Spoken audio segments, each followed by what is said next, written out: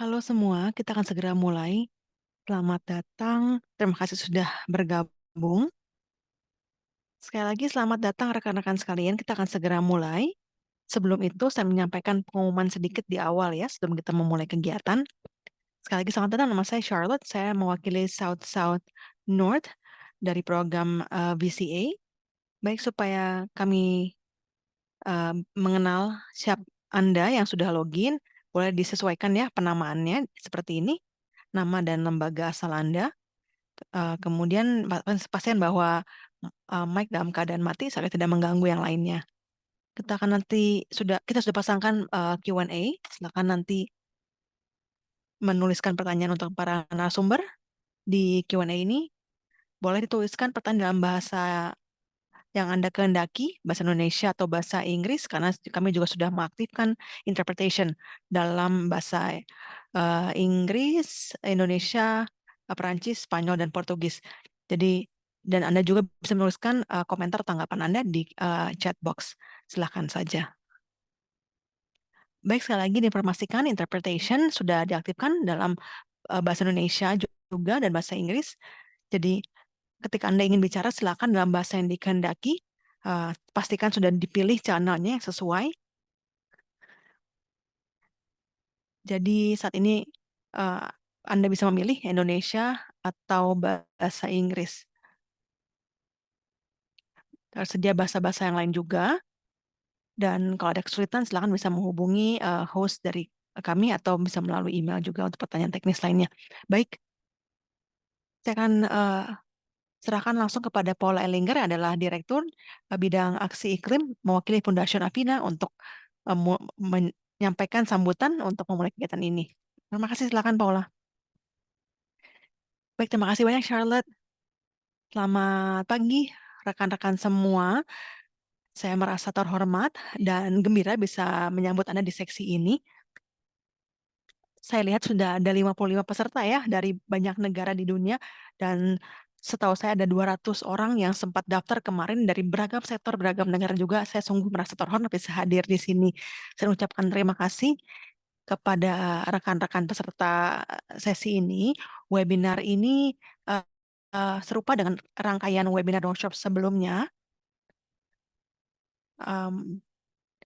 Memang sudah ada pertukaran informasi perihal partisipasi di COP ya, dan kami rasa sangat relevan dan sesi sebelumnya sangat diterima dengan baik oleh rekan-rekan. Nah, kali ini kita melakukan perkumpulan bersama lagi bersama dengan para aliansi VCA atau Voices for Just Climate Action, dan saya ingin ucapkan terima kasih secara khusus kepada tiga tim aliansi dan pihak-pihak di belakang layar yang membantu melaksanakan kegiatan ini. Saya ingin ucapan terima kasih khusus kepada rekan-rekan dari South South North yang mewakili interpretasi hari ini, dan juga donor termasuk Kementerian Luar Negeri di Belanda dan juga Global Resilience Partnership atas dukungan terhadap prakarsa ini. Webinar kita hari ini akan membahas sejumlah tantangan sekaligus peluang untuk berpartisipasi secara efektif di pertemuan COP. COP sebagai diskusi iklim global kadang dinilai sebagai eksklusif atau bersifat sangat terbatas. Sering dipahami bahwa jika tidak ada ruang untuk keterwakilan beragam suara untuk menyampaikan narasi dan kontribusi dan pembuatan keputusan, itu tidak dinilai sebagai sebuah aksi iklim yang berkeadilan. Maka melalui webinar ini kita bisa menyampaikan kontribusi meski kecil untuk menjawab tantangan-tantangan yang seringkali membatasi partisipasi kita di tingkatan global. Kita bicara mengenai hak untuk berpartisipasi di berbagai ruang bicara dan memahami hak-hak kita, termasuk partisipasi sekaligus dibahas perbahasan mengenai aspek teknis dan penggunaan bahasa istilah yang kadang tidak sepenuhnya dipahami dengan mudah. Dan saya yakin dengan pembicara yang sudah hadir di sini, Salimul Huk dan Andres dan Miga, saya yakin kita akan dapat informasi yang sangat berharga untuk mendukung partisipasi kita nanti di pertemuan COP. Semoga nanti kita bisa bertemu langsung di bulan Desember nanti ya, sama-sama di kegiatan COP. Terima kasih. Kembali ke Anda, Charlotte. Terima kasih banyak Paula telah membuka webinar kita hari ini. Saya rasa itu tuh jelas menunjukkan uh, keinginan bersama kita di kegiatan ini. Saya akan langsung berikan waktu kepada Andres Mogro yang adalah Regional Manager mewakili Fundasion Abina. Dan Andres ini juga telah mengikuti diskusi perundingan iklim selama 10 tahun terakhir. Beliau juga baru-baru ini turut menyusun buku Climate Negotiation yang nanti kami berikan linknya di chat box. Silakan Andres. Ya, terima kasih banyak Charlotte dan terima kasih rekan-rekan sekalian telah mengundang saya untuk ikut bicara di workshop ini.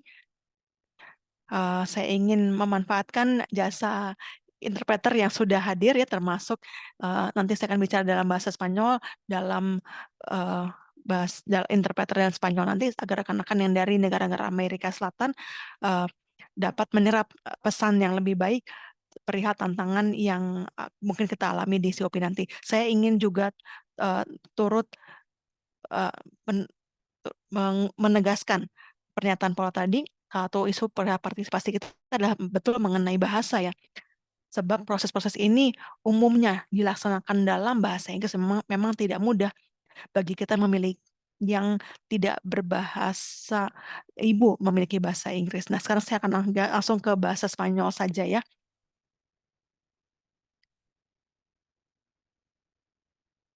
Terima kasih sudah mengundang kami. Saya akan menyampaikan presentasi tentang bagaimana cara kita mengambil bagian di COP atau COP28. Di satu sisi kita melihat ada tahap perundingan. Secara informal, ini mungkin bisa dibilang di zona biru sebelah sini. Kita juga akan berfokus pada agenda hijau sebelah sini. Ini yang umum diketahui sebagai green zone, zona hijau. Nah, kadang ada pemisahan antara blue zone dengan green zone. Sebagai contoh di sini kita lihat peta di COP26 dan 27 ya. Di sini ada ruangan yang memang dipisahkan antara blue zone dengan green zone. Di COP27 juga saja ada pemisahan antara blue zone dengan green zone.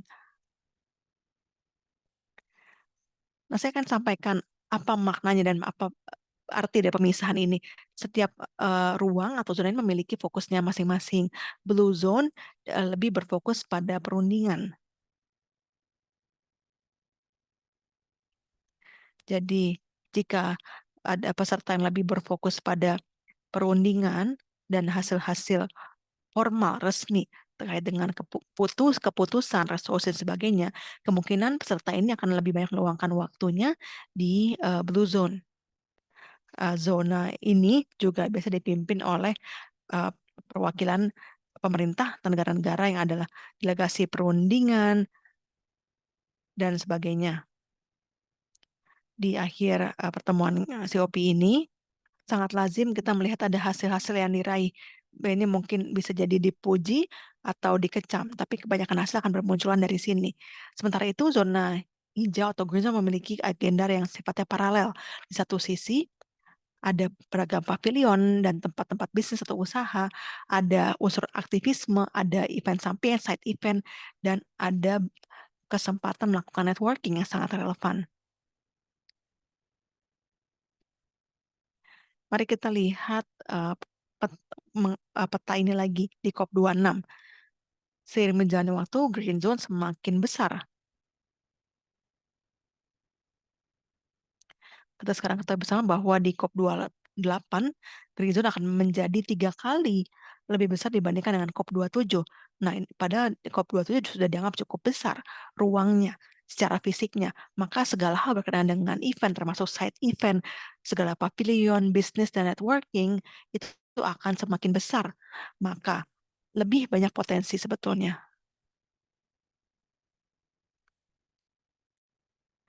Dan ini pun terbuka bagi siapapun yang ingin mengambil bagian di COP. Saya bicara lagi mengenai Blue Zone. Kita ingat dalam konteks perundingan ini, hal-hal yang dirundingkan dan mengapa sangat sulit untuk memasuki ruang atau tahap perundingan.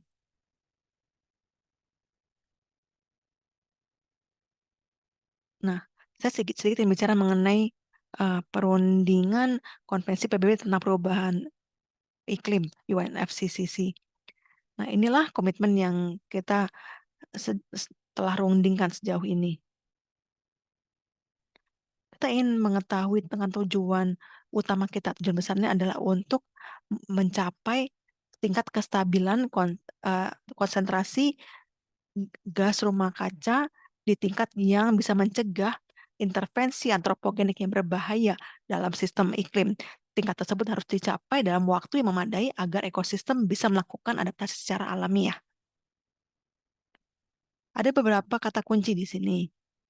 Kita bicara tentang sebuah tingkatan yang dianggap memadai untuk mencegah uh, intervensi yang berbahaya dalam sebuah jangka waktu atau kerangka waktu. Ini saya ingin utarakan sebab kita kadang dengar deskripsi atau uraian yang kurang jelas sehingga membuatnya menjadi ambigu. Nah, kerangka ini memiliki tujuan yang jelas, namun tidak pernah ditetapkan atau didefinisikan apakah itu sebuah tingkatan, apa itu bahaya, dan apa jangka waktunya yang dianggap memadai. Maka perundingan-perundingan sebelumnya sangat uh, membuka ruang untuk penafsiran. Perjanjian iklim Paris ini juga mengulas prinsip-prinsip yang sangat penting. Ada prinsip-prinsip CBDR. Nah, menurut prinsip ini, kita lihat bahwa negara-negara yang terlibat dalam proses ini harus menunjukkan kepemimpinannya dan harus berupaya untuk menanggulangi perubahan iklim. Ada juga kebutuhan dari negara-negara yang dianggap rentan terhadap perubahan iklim, yang perlu dipertimbangkan kebutuhan dan kondisinya. Dan belum pernah ada daftar negara-negara yang dianggap rentan ini.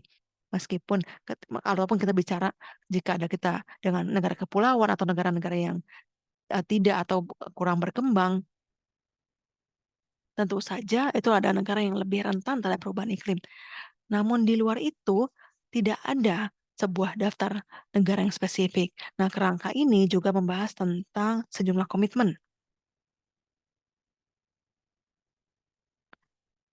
Komitmen-komitmen tersebut akan beragam sesuai dengan uh, negaranya. Misalnya, baik itu akan di Kementerian Lingkungan Hidupnya atau instansi lingkungan hidup yang akan mengurus bidang inventory GRK, program mitigasi, aspek tentang transfer teknologi, penguatan program karbon, program adaptasi, bahkan riset ilmiah, pertukaran informasi, pendidikan, peningkatan kesadaran, serta komunikasi nasional. Jadi ini adalah persyaratan atau kewajiban bagi negara-negara untuk melaporkannya, melaporkan pencapaiannya kepada PBB. Nah, ada perbedaan antara komitmen di 4.1 dengan komitmen yang termuat di 4.3, 4.5, dan 4.7. Sebab komitmen-komitmen dalam 4.1 berlaku untuk semua negara, baik negara-negara maju maupun negara-negara berkembang. Sementara komitmen lainnya mengatur negara-negara maju yang harus memberikan sumber pendanaan baru dan sumber pendanaan tambahan agar negara-negara berkembang bisa memenuhi segala komitmen yang termuat dalam pasal 4.1. Hal ini bermakna konvensi atau perjanjian ini menetapkan sejumlah aktivitas yang mana negara-negara maju harus lakukan, harus penuhi untuk nanti dilakukan dengan sumber daya yang diberikan. Pasal 4.7 membahas tentang uraian lebih lanjut. Disebutkan bahwa tingkat pelaksanaan komitmen dari negara-negara berkembang akan bergantung pada implementasi secara efektif oleh negara-negara maju perihal komitmennya dalam hal penyediaan sumber daya pendanaan.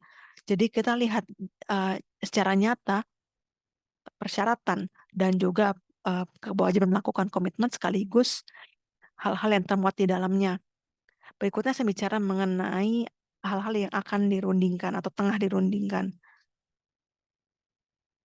Terdapat perjanjian internasional yang bersifat mengikat dan universal ya tentang perubahan iklim yang berisikan 3 hal. Pertama, ambisi, Kemudian perjanjian tersebut harus dapat ditegakkan dan memiliki partisipasi universal. Dalam perdebatan iklim, sayangnya kita tidak mencapai 3 poin pokok tersebut dalam perjanjian ini. Misalnya, perihal UNFCCC atau perjanjian Paris ini dan perjanjian pertama termuat ambisi dan partisipasi. Namun dalam perundingan diupayakan untuk diperoleh aspek uh, ikat legal binding, kewajiban untuk mengikat secara hukum. Namun belum belum tercapai dan belum diketahui bagaimana penerapannya dengan ada beberapa poin yang dirundingkan namun tidak berhasil mencapai kesepakatan. Setelah UNFCCC pada tahun 94, kita tahu bahwa ada protokol Kyoto tahun 97. Namun itu pun hanya diterapkan secara resmi berlaku mulai tahun 2005. Protokol ini memiliki ambisi sebab akan memiliki komitmen top down untuk menurunkan emisi sampai 5%. Dan ini pun termuat daftar dari 5 negara yang berkomitmen untuk menurunkan emisi-emisi tersebut. Selain itu juga ada aspek legal binding untuk mengikat secara hukum namun tidak memiliki unsur partisipasi universal. Sebab apa? Protokol ini bisa mengecualikan negara-negara yang sebenarnya masuk adalah produsen emisi tertinggi. Dan Amerika Serikat pun hanya baru masuk tahun 2012, Australia, Rusia, Kanada, dan Jepang pun uh, baru belakangan. Nah, ini pun menjadikan protokol ini memiliki status yang mana hanya negara-negara Uni Eropa yang ikut serta dan tidak cukup memberikan tekanan pada perdagangan internasional untuk menurunkan emisi. Sekarang ada perjanjian Paris untuk mengisi ruang ini. Ada partisipasi universal perjanjian Paris dan aspek enforceability, kekuatannya untuk diberlakukan adalah yang kurang adalah ambisi. Mengapa demikian? Sebab perjanjian ini menetapkan bahwa negara-negara harus memiliki pendekatan NDC. Namun setiap negara harus membentuk komitmen masing-masing dan soal penetapan angkanya. Jadi angka-angka tersebut bergantung pada tingkat ambisi masing-masing negara anggota. Kemudian protokol Kyoto ini tingkat partisipasi dianggap kurang dan perjanjian Paris pun juga tadi kurang aspek ambisinya. Maka secara umum semua perundingan yang kita umumnya akan saksikan di COP nanti, ya COP nanti, harus berkenaan dengan 3 aspek yang dinilai sangatlah penting. Kemudian apa yang akan terjadi berikutnya terkait dengan skema perundingan internasional ini? Perjanjian Paris menetapkan bahwa 9-12 bulan sebelumnya, yakni sebelum 2020, setiap negara harus menyiapkan NDC masing-masing dan harus sudah memulai penerapan NDC antara tahun 2020 hingga 2025. Sementara itu, harus ada pemantauan terhadap capaian NDC dan membangun sistem baru. Jadi harus disampaikan laporan transparansi 2 tahunan mulai tahun 2024. Kita juga melalui proses asesmen global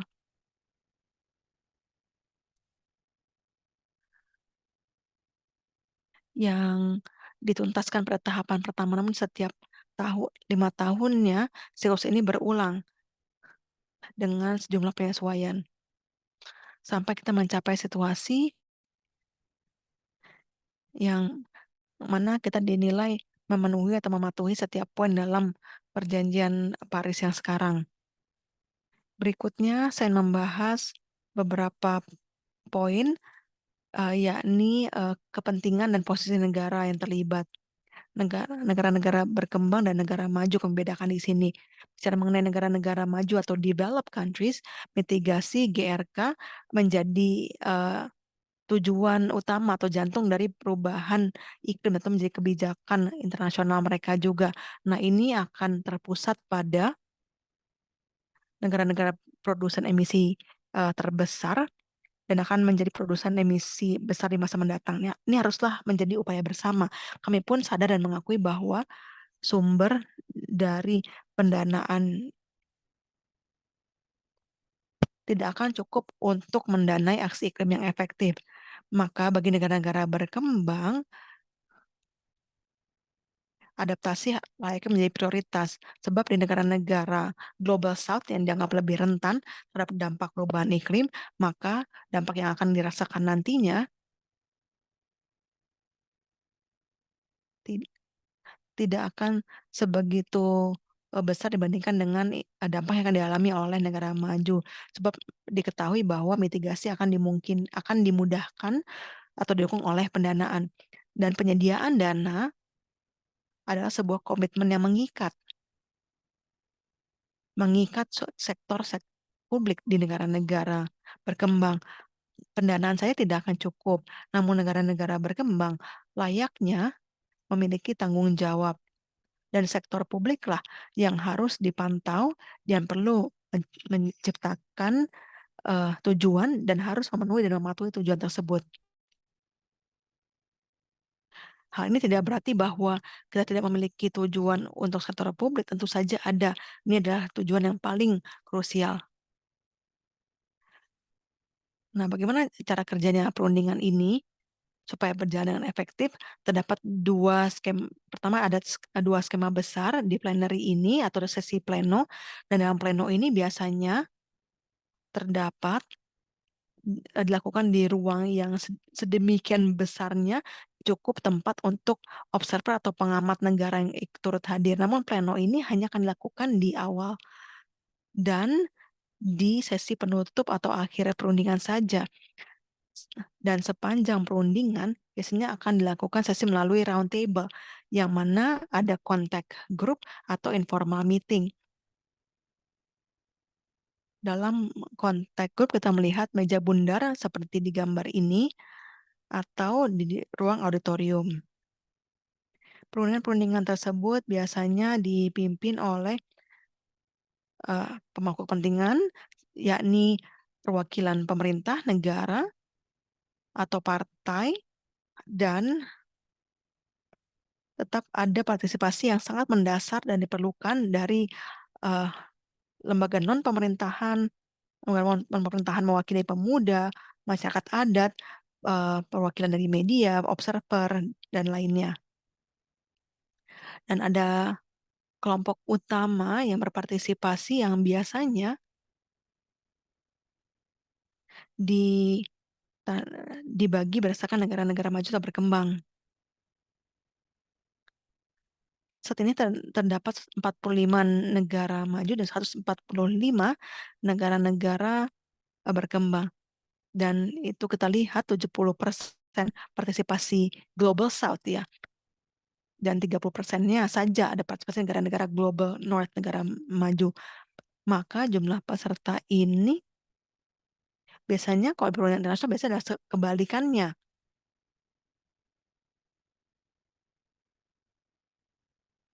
Maka penting untuk ini kami utarakan sebab negara-negara Global South biasanya sering terbatas. Sebab apa? Karena kendala atau keterbatasan teknis termasuk pendanaan. Kita lihat ada negara-negara besar, Amerika Serikat, Rusia, Kanada, Jepang, Inggris. Ada kelompok namanya Environmental Integrity di tengah ini, EIG, Swiss, Korea Selatan, Monaco, dan ada negara-negara Uni Eropa atau EU di sini. Itu ada subkelompok lain. Sementara kelompok-kelompok terbesar dari negara-negara berkembang adalah kelompok G77 plus Cina. Dan ada beberapa subkelompok lain yang sangat kompleks sebab sangat sulit mencapai konsensus atau keputusan bersama. Saya tidak akan membahas detailnya saat ini. Saya ingin tutup dengan slide terakhir ini yang bicara mengenai green zone. Jadi kita geser dulu, kita bicara mengenai agenda paralel. Penting untuk disampaikan bahwa di bidang perubahan iklim, COP (Conference of Parties) adalah pertemuan PBB terbesar dengan kurun 2 minggu. Maka kebanyakan peserta akan hadir sebab peserta lainnya juga akan turut serta menghuni tempat yang sama. Ini adalah ruang yang sangat penting untuk networking, bertemu dengan rekan-rekan di Indonesia, Amerika Selatan, Afrika, semuanya akan turut hadir di satu ruangan yang sama. Ini adalah kesempatan yang sangat unik untuk membangun koneksi. Penting untuk kita mengidentifikasi kesempatan yang sangat berharga ini secara dini. Apa saja peluang tersebut yang kita bisa ambil dan bagaimana cara kita memanfaatkannya. Kita bisa menanyakan diri kita 4 pertanyaan. Pertama, apakah kita mau membuat koneksi-koneksi sepanjang event COP? Jawabannya iya. Bagi Anda iya, maka penting untuk Anda menyiapkan diri Anda sekaligus informasi kontak Anda. Kemudian pastikan Anda dan mungkin lembaga sudah punya website, mungkin kartu nama dan sebagainya.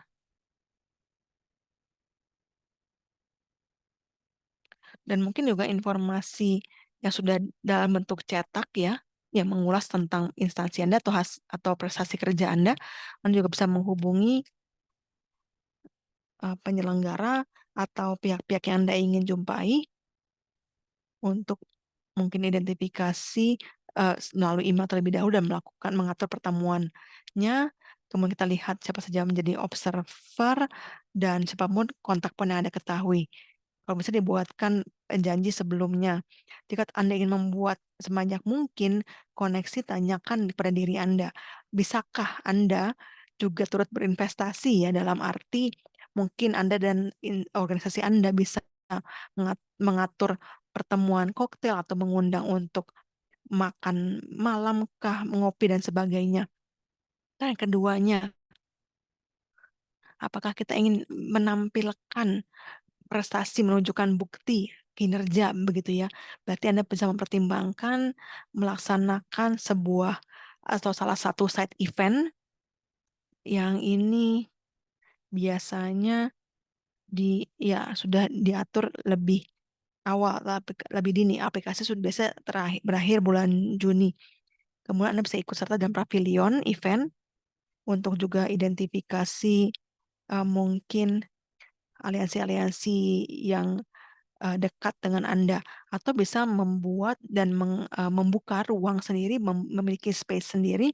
Berarti perlu dihubungi panitia penyelenggara, menyiapkan anggaran, kemudian juga segala dukungan logistik, materi, dan menyiapkan venue.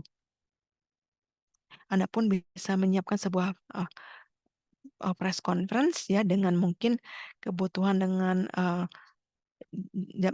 pertemuan dengan media. Kemudian pertanyaan ketiga adalah apakah kita ingin bisa mempengaruhi agenda global.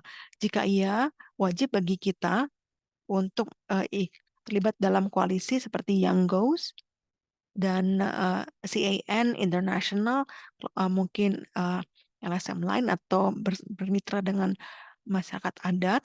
Dan untuk berpartisipasi dalam pertemuan tersebut, Anda perlu memiliki informasi yang kuat tentang agenda dan status perundingan mereka masing-masing. Anda perlu bisa melakukan observasi dengan cukup dekat dan mengambil tindakan. Mungkin siapkan melakukan kegiatan demo, siapkan newsletter dan yang lainnya. Dan tempat yang juga umumnya memiliki ada buat keputusan. Peran keempat, apa kita ingin ikut serta dalam sebuah kemitraan atau sebuah prakarsa. Kita cek kembali siapa pihak menjadi aliansi kita yang bisa dekat, yang cukup kokoh ya. Anda mungkin bisa terlibat dalam Race to Zero, Race to Resilience, Resilience Hub, dan yang lainnya. Tapi mohon diingat bahwa Anda patut bicara dengan headquarter dulu ya, sebelum mengikuti salah satu aliansi yang sudah terbangun sekarang. Nah, saya ingin sekarang menutup paparan saya dengan kayak menyampaikan kalimat terakhir ya, raise your voice. Uh, Sampaikan suara Anda, sampaikan dengan lantang. Ini ada email saya. Saya selalu siap saja terbuka jika Anda ingin ngobrol dengan perihal kegiatan COP yang akan datang. COP28 ya yang akan datang ya. Terima kasih kalau butuh masukan saya dengan senang hati. Korespondensi. Terima kasih. Terima kasih banyak Andres. Terima kasih banyak Andres. Saya memberikan uh, pengantar yang sangat baik dan mendalam perihal COP secara umum. Jika ada peran untuk Andres, silakan saya tuliskan di Q&A. Ya, kita akan ada waktu untuk Q&A, tapi kita teruskan dulu ke pembicara berikutnya. Kami sangat senang bahwa sudah hadir Profesor Salimul Haq. Beliau adalah Direktur dari International Center for Climate Change and Development atau ICCAD. ICCAD bersama dengan Foundation Abina dan SSN dan mitra lainnya adalah salah satu managing partner dari Resilience Hub dan akan nanti mendirikan pavilion di Blue Zone. Kita ingin undang langsung Profesor Salimul Haq untuk membahas sejumlah peluang yang ada dan partisipasi uh, yang potensial di COP. Terima kasih banyak. Terima kasih banyak, Charles. Terima kasih Anda atas paparan yang sangat baik. Mohon maaf sekali, saya sedang radang tenggorokan. Baik, saya ingin mengawali paparan dengan menceritakan sedikit kualifikasi ya, mengapa saya turut bicara. Mungkin saya salah satu dari segelintir orang yang sudah pernah mengikuti semua 27 COP. Sudah pernah hadir semua 27-nya. Nah, saya tidak akan menyebut diri saya ada sebuah perunding ya, atau negosiator. Saya datang sebagai observer. Saya pakai uh, apa namanya tanda kuning, peneliti kapasitasnya atau akademisi. Tapi saya tetap memiliki peran, meskipun dari pemerintah. Saya memberikan saran, masukan pada salah satu tadi grupnya G77 plus Cina. Ada grup negara-negara yang dianggap negara least developed countries ya, negara-negara miskin yang banyak di Afrika, di Asia, termasuk ya, negara asal saya, Bangladesh.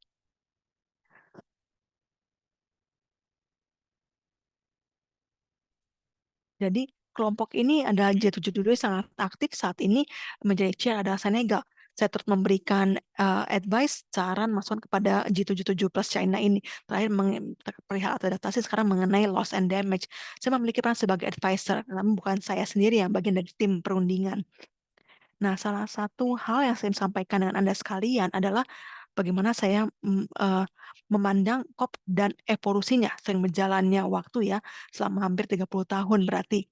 Hal pertama saya ingin sampaikan bahwa Conference of Parties utamanya adalah pertemuan para pihak negara-negara pihak konvensi, yakni negara pemerintah yang sudah menandatangani meratifikasi UNFCCC ya. Jadi ada semua negara 195 totalnya, maka pemerintah berkumpul dalam pertemuan Conference of Parties untuk meninjau ulang progresnya.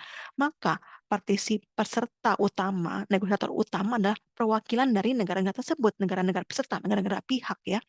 Dan berarti mereka inilah yang bisa memasuki perundingan utama. Ketika tadi Anda sampaikan ya di akhir pleno yang mereka memasuki ruang-ruangan perundingan itu, observer seperti saya, kita biasanya dilarang masuk.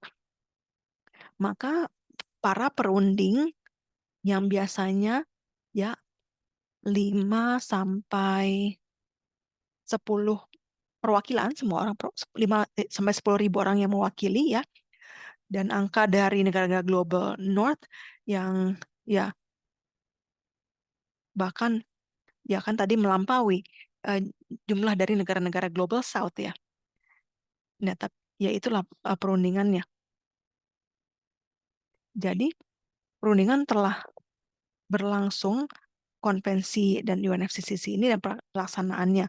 Kita kenal dulu ada protokol Kyoto. Nah, tahun 2015 di Paris, di pertemuan COP ke-21, dicapai sebuah terobosan hebat dan ada kesepakatan yang membuahkan Paris Agreement, perjanjian Paris. Tadi Anda sudah sampaikan kesepakatan untuk menjaga kenaikan suhu di bawah 1 derajat atau setengah derajat.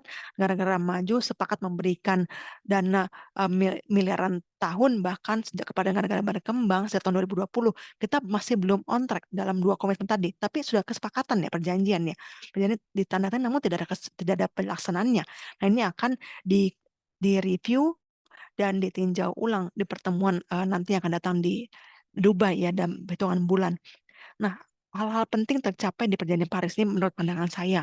Hal ini adalah perjanjian Paris membongkar pihak-pihak yang harus dilibatkan dalam pelaksanaan perjanjiannya supaya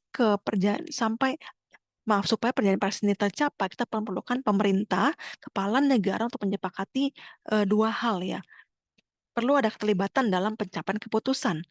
Nah, oke, itu sudah digembok ibaratnya. Nah, sudah terbentuk perjanjian Paris, sesungguhnya ini adalah sebuah jalur untuk menanggulangi perubahan iklim yang melalui adaptasi, mitigasi, sekarang ada lagi loss and damage, ya, dan pembiayaan, banyak hal lain. Nah, sebuah jalur ini bisa diikuti oleh siapapun, kita semua. Kita punya izinnya, kita punya haknya. Tidak perlu minta izin lagi kemana-mana, ke presiden, ke menteri lingkungan hidup. Tidak. Anda, siapapun Anda, apapun yang Anda ingin upayakan, itu bisa. Anda sudah diberdayakan. Dan ini memberdayakan setiap warga di dunia ini untuk mengambil tindakan untuk menanggulangi perubahan iklim. Tidak perlu minta izin lagi. Anda sudah diberdayakan. Nah, salah satu hal yang terjadi pasca COP21 adalah COP setiap tahun seperti Anda sampaikan kan semakin bertambah ya jumlah peserta yang hadir. 10 ribuan bahkan 20 ribu, 30 ribunya tidak dirundingkan. Jadi untuk apa ke sana? Ngapain gitu ya? Menurut saya justru ini kan menjadi persoalan yang lebih penting pada COP. Dan COP ini sekarang dua bagian ya. Saya sebutnya COP of the Talkers, COP-nya para perunding yang ngomong kadang semalaman, kadang molor, tambah sehari lagi tapi ngomong terus aja ya. Pada akhirnya ya dibentuklah sebuah keputusan dalam di atas selembar kertas ini nggak ada maknanya karena tidak diterapkan juga. Sementara ini perunding kita anggap adalah orang banyak omong begitu ya. Jadi kita sebut saja COP of the Talkers. Nah, selebihnya kita ini COP of the Doers. Nah, itu yang kita lakukan di Pavilion, di Blue Zone, di Green Zone, di event-event network yang tadi Andre sampaikan. Bertemunya orang-orang yang ingin mengambil tindakan. Pilihlah topiknya, kehutanan, kayak masyarakat adat, kayak mitigasi, atau uh, penurunan bahan bakar fosil, apapun itu, Anda pasti akan menemukan aliansi. Anda akan nemu sekutu-sekutu untuk networking. Dan Resilience Hub yang kita sudah jalankan sampai 4 tahun terakhir adalah salah satu wadah Anda bisa melakukan networking, bertemu banyak pihak, dan bahkan baru-baru ini pun Anda bisa lihat di presidensi COP sudah ada ya tema ya tiap harinya. Ada tema mitigasi, tema pertanian, tema kesehatan ya tahun ini ya. Teman-teman ini nggak ada hubungan dengan perundingan. Ini tidak diwakili dalam perundingan. Ini adalah tema bagi orang-orang yang mengambil tindakan di bidang kesehatan, pertanian, untuk bertemu, mengambil tindakan, dan diumumkan. Mungkin ada pemerintah yang ikut juga, atau mungkin sektor swasta, mungkin LSM, non pemerintahan, akademisi, lain-lain lah, beragam ya. Itu bertemu bersama, lalu apa? Untuk mendeklarasikan upaya atau tindakan ya dalam bentuk aksi iklim. Maka saya bedakan nih, acting bertindaknya dengan talking. Ya kan, para perunding yang ngomong aja dan actor, doernya itu kita yang bertindak. Sebelum saya akhiri, saya sampaikan bahwa Anda memberikan pengaruh pada perunding. Saran saya begini, bicaralah dengan tim perunding atau delegasi negara Anda masing-masing. Sebelum Anda datang ke COP, bicaralah dengan negosiator negara Anda. bicara dengan mereka ketika Anda sudah sampai di sana, berikan advice Anda, mereka yang akan di dalam perundingan ya, bukan Anda. Saya tidak, Anda tidak bisa. Kita hanya bisa menyampaikan pesan-pesan itu melalui para negosiator yang kita kenal. Dan ya kita kenal dengan negosiator negara asal kita, delegasi asal kita. Kita ajak ngobrol, ajak minum, ajak kopi darat begitu ya, kita ajak bicara gimana kabar, perkembangan, dan Anda sampaikan yang Anda harapkan, karena mereka perwakilan Anda, perwakilan kita. Jadi kadang ada kesempatan mungkin untuk kita menjadi bagian dari delegasi. Oh, sekarang banyak pemerintah negara yang menyambut pemuda, anggota organisasi non pemerintah, sebagai anggota delegasi. Oh, dapat nih badge khusus dengan pemerintah, boleh ikut masuk dari perundingan, nggak boleh ngomong sih, nggak boleh bicara, tapi boleh masuk loh ikut perundingan. Meeting itu lumayan berharga. Kalau Anda bisa seperti itu, saya anjurkan betul Anda upayakan supaya masuk ke ruang perundingan. Terakhir, saya ingin sampaikan bahwa mungkin ada mitos untuk memberikan pengaruh, kita harus hadir langsung di COP. Semuanya pengen datang COP. Ikut ke COP bagus, asik, ya, peluang networking, oke. Tapi kalau Anda ingin mengikuti COP, tidak harus hadir langsung ya, secara fisik di sana ya. Dan saya di Bangladesh, di kantor pusat kami di Dhaka, kami pun melakukan online course singkatlah, terakhir ikut hadir hadir tatap muka ibaratnya. Nah, kalau nanti Anda mau ikut, silakan saja. Ini online kok. Mungkin soal time zone aja ya, beda beda zona waktu yang sulit. Tapi tetap saja ini satu hal yang mungkin menarik bagi Anda kalau Anda berminat. Jadi nanti saya akan berikan link websitenya kalau Anda mau. Nanti silakan ya, bisa dilihat website kami. Pada dasarnya, Anda bisa mengikuti satu ya, tidak semuanya ya rekan-rekan ya, Anda harus pilih salah satu. Jadi kami pilih loss and damage. Sekarang ada rekan kami juga, ada negosiator senior di bidang pembiayaan, dia yang memberikan topik itu, ada rekan kami lagi, negosiator ulung di bidang eh, adaptasi itu dia. Jadi ada webinar biasa ya mengenai progres COP, dan setelah COP selesai, kita juga ada melakukan pelaporan yang berlangsung apa, ada peserta di itu kursusnya harus pilih topik ya, satu topik sampai akhir. Nanti harus buat esai singkat nih tentang topik tersebut, dan dari situ Anda bisa dapat sertifikat ya. Ya kalau lulus ya, ada semacam tadi ujiannya kan. Nah, jadi Anda bisa Anda bisa tetap ikut loh tanpa Anda harus hadir langsung. Itu saya terima kasih. Terima kasih banyak Salim. Saya senang sekali tadi Anda sebutkan cup for cup for doers sama cup for talkers ya. Beda ya. Kopnya tukang banyak omong sama kopnya orang yang mau bertindak ya. Saya suka sekali. Jadi betul ya, kita tidak harus fisik hadir di sana untuk memberikan influence atau pengaruh-pengaruh kita ya. Kita bisa mencoba memberikan pengaruh sebelum COP itu, dan lagi tanpa hadir fisik di sana. Terima kasih banyak Salim. Kita ada waktu ya untuk tanya jawab sedikit. Bila bisa Anda tuliskan di Q&A atau mau raise hand, mau disampaikan langsung, silakan dalam bahasa yang Anda kehendaki, nanti interpreter akan menerjemahkan. Jadi silakan saja dipilih ya bahasa yang dikehendaki.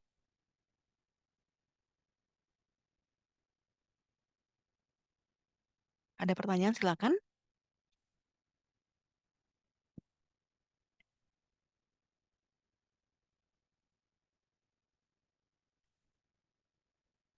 Tadi kayaknya ada ya, ada yang menyampaikan dari Fatima, ada pertanyaan di organisasi sipil atau LSM-nya adalah ada Niger yang tengah mengalami kudeta yang juga meminta dukungan. eh, apakah ada informasi tambahan? Silahkan.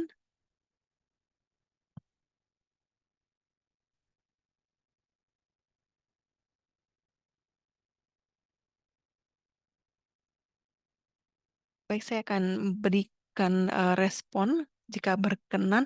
Negara-negara yang dianggap least developed countries, negara-negara miskin di dunia, negara-negara LDC ini tidak hanya memang cara ekonomi miskin, juga lokasinya adalah lokasi di tempat-tempat yang memang rentan terhadap dampak perubahan iklim ya. Sangat disayangkan memang ini adalah negara-negara yang sudah mengalami dampak tersebut ya saat ini, di sekarang ini ya, yang sudah mulai.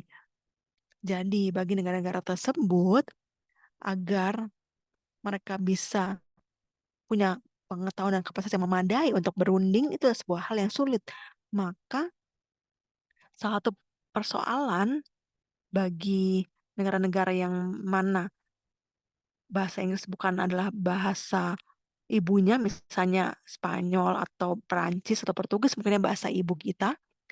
Ada juga beberapa negara-negara miskin yang memang menggunakan bahasa Spanyol sebagai bahasa nasionalnya, seperti Burkina Faso, Mali, Senegal, dan lain-lain. Maka bahkan semakin sulit bagi mereka, karena dalam perundingan tersebut, betul ada interpretation ya, ada interpret, tapi ketika di grup mungkin tidak ada, mungkin tidak tersedia. Kalau tidak paham bahasa Inggris ya susah ya.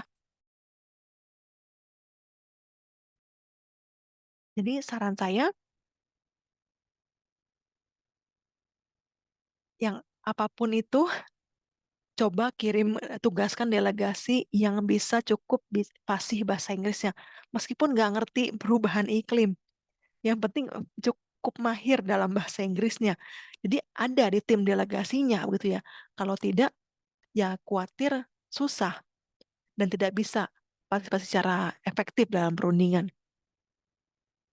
Jadi itu satu hal yang penting menurut saya. Eh, yang lain adalah kapasitas ya. Kapasitas dalam memahami perundingan, kemampuan mengikutinya. Ini hal yang sangat kompleks dan memakan waktu dan tenaga. Tidak mudah memang untuk dipahami, terutama ketika karena perundingan bisa jadi membingungkan. Memang kita kurang tidak menguasai bahasanya, tidak mahir dalam pemahaman istilah, begitu ya. Itu bisa jadi membuat bingung. Maka ada negara-negara yang memang kurang atau terbatas pengetahuan dan kapasitasnya. Memang itu adalah hal yang sangat disayangkan sebetulnya. Terima kasih banyak, Salim. Saya paham dan itu betul tantangan kami di PCA juga ya. Kami sadar betul memang, tapi kalau bawa interpreter juga butuh dana tambahan, perlu dukungan logistik ini itu, dan yang kadang kita pasti ada keterbatasan ya dalam banyak hal. Terima kasih banyak. Ada satu pertanyaan untuk Andres ya, dan untuk Andres, dan apa komitmen-komitmen utama yang harus dipenuhi dan bagaimana kita bisa mendorong tekanan lebih untuk menaikkan ambisi tersebut. Terima kasih atas pertanyaannya. Komitmen pokok berasal dari Perjanjian Paris. Perjanjian Paris ini seperti saya sebutkan tadi di awal, hanya menetapkan bahwa negara-negara harus merancang, melaksanakan dan melaporkan NDC-nya. Jadi komitmen ini nih di tiap negara itu adalah komitmen NDC masing-masing, komitmen nasional. Anda bisa eh, cari sendiri dengan pencarian Google ya. Anda bisa tulis NDC Registry UNFCCC. Anda akan muncul daftar negara sekaligus komitmen nasional masing-masing. Nah, permasalahannya adalah ketika saya bicara mengenai ambisi tadi dan perjanjian Paris ya, masalahnya bukan cuma negara tidak bisa melakukan komitmen, tapi masalahnya adalah seberapa ada mengenai kompatibilitas ya, kesesuaian dengan emisi negara, tingkat urgensi, dan faktor lain. Inilah salah satu komitmen yang dicapai oleh Global Stocktake tahun ini ya. Selain dari mengkaji komitmen masing-masing negara, perlu kita melihat konteks sekaligus tingkat tanggung jawab yang terkini sekaligus tanggung jawab historis yang terkait dengan komitmen tersebut. Ya, lalu perihal NDC ya, NDC kan umumnya terkait dengan mitigasi. Negara harus menerapkan tindakan tambahan, tidak hanya mitigasi saja. Jadi kalau kita lihat pasal 2 di Perjanjian Paris ya, yang menetapkan tujuan atau objektif, ada tujuan global ya, perihal adaptasi, mitigasi, dan tentang pendanaan. Maka tiga hal tadi layaknya diterapkan dengan setara. Lalu pasal 3 dari Perjanjian Paris mengatur bahwa NDC harus mencakup mitigasi, adaptasi, pendanaan, teknologi, dan peningkatan kapasitas.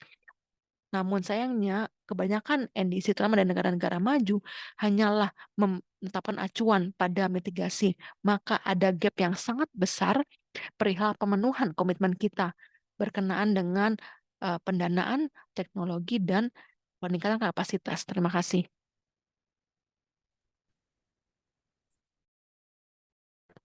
Terima kasih. Tadi ada pertanyaan dari PAS. Sepertinya untuk kedua Anda, tapi saya mau dengar dari Anda dulu jawabannya ya.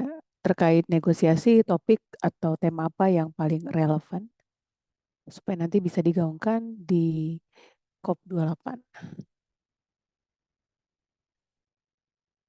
Tadi saya telah menyampaikan, fokuslah terutama terhadap isu loss and damage dari perubahan iklim. Kenapa? Karena kehilangan dan kerugian atau loss damage terjadi. Jadi kita harus mempersiapkan sementara sekarang kita belum siap. Jadi kalau ditanya, prioritas pertama adalah membantu korban yang menderita dampak perubahan iklim. Beberapa hari yang lalu di Libya, karena bahaya banjir bandang, terdapat lebih dari 10.000 korban dan dikatakan ilmuwan bahwa ke depannya bahwa ini lebih jauh lebih parah, 50 kali lebih parah karena perubahan iklim. Dan dan kemudian kita mungkin termasuk salah satu kontributornya karena kita gagal untuk mempertahankan suhu di bawah 1,5. Jadi dalam negosiasi, isu ini bersifat sensitif ya secara politis karena kita kan negara berkembang yang rentan dan kita selalu gaungkan tetapi ini belum ingin dibahas oleh negara maju. Jadi penghasil emisi tidak ingin membahas mengenai LND. Kita tidak bisa memaksa mereka untuk bisa membincangkannya dan mereka sudah menolak pembicaraan ini bertahun-tahun lalu sampai tahun lalu di COP27 terakhir kita berhasil untuk bisa mengangkat isu ini dan kita sampaikan ini kepada diplomat-diplomat dari negara maju sehingga mereka melakukan tindakan. Akhirnya keluarlah keputusan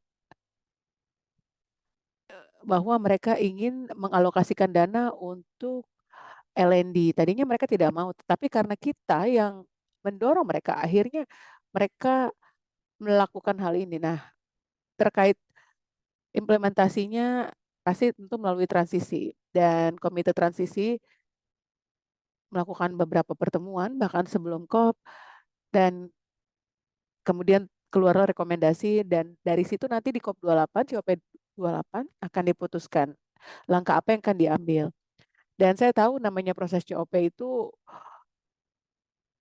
tidak cepat dan komite ini sendiri pasti nanti akan membutuhkan waktu untuk bisa mengaktualisasikan rekomendasi tersebut dan sementara kita tidak punya waktu ya untuk menunggu perumusan, tidak punya waktu untuk menunggu implementasinya.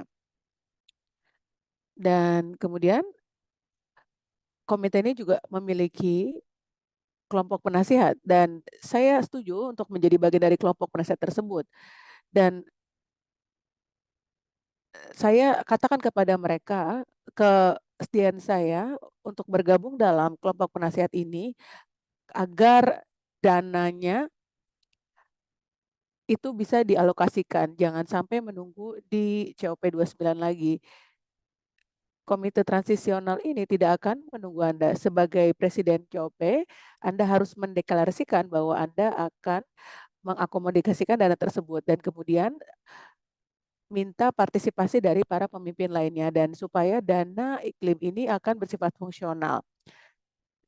Dan ini adalah tempo yang belum pernah dicapai oleh UNFCCC. Waktu mereka menetapkan dana penghijauan, dana iklim itu dibutuhkan 5 tahun supaya sampai terbentuk, sampai ada dananya.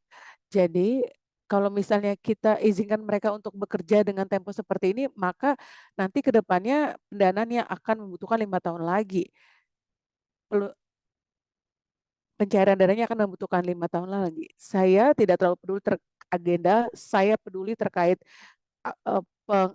pendistribusian dana tersebut karena sudah banyak korban di negara berkembang karena perubahan iklim ini dan terkait materi loss and damage, saya siap untuk memberikan diskursus atau memberikan semacam pelajaran supaya nanti rekan-rekan juga bisa tahu bagaimana nih supaya kita bisa nanti memiliki atau mengalokasikan dana untuk LND. Baik, sekarang kita ingin mendengar dari Andres terkait apa sih topik prioritas yang harus dibahas di COP28. Baik, terima kasih atas pertanyaannya. Saya 100% setuju ya dengan rekan saya terkait prioritas adalah LND. Saya bagian dari tim GCF ya, waktu itu dibentuk pertama dan dibutuhkan begitu lama sampai dananya bersifat operasional dan dan bahkan setelah pembentukannya seperti makin sulit ya untuk bisa mengakses dananya, lebih mudah untuk mengaksesnya di 2015 daripada sekarang. Di sini saya akan menambahkan 2 poin saja terkait dari hasil COP28. Pertama, ini COP pertama yang akan memfinalisasi proses stocktake global dan disampaikan bahwa dalam artikel 14 dari Perjanjian Paris, proses GST sudah harusnya dimulai dari beberapa tahun lalu. Menurut saya dalam kerangka Perjanjian Paris, ini adalah satu-satunya platform yang mengizinkan peran dari non-pemerintah. Jadi mereka juga telah memberikan ruang kepada para pemangku kepentingan non-pemerintah untuk menyerahkan data-data terkait stocktake yang harus bisa diatasi. Dan kita tahu ya dari saat ini bahkan hasil dari proses stocktake di sini